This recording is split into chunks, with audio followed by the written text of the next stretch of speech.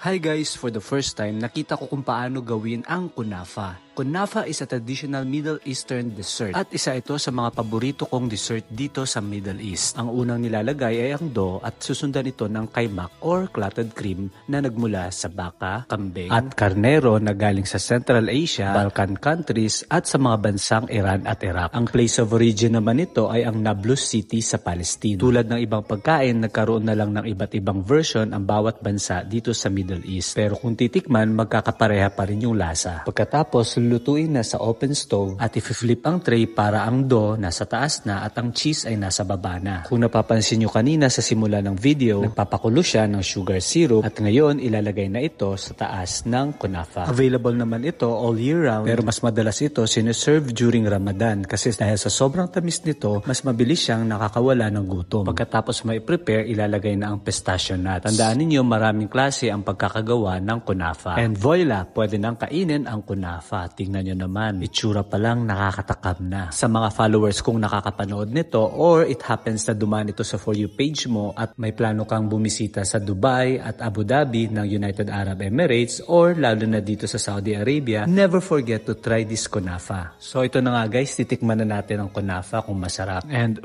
sobrang sarap nga siya. So approve para sa akin ito ang pagkagawa ni Kuya. So sa susunod ulit guys, thanks for watching!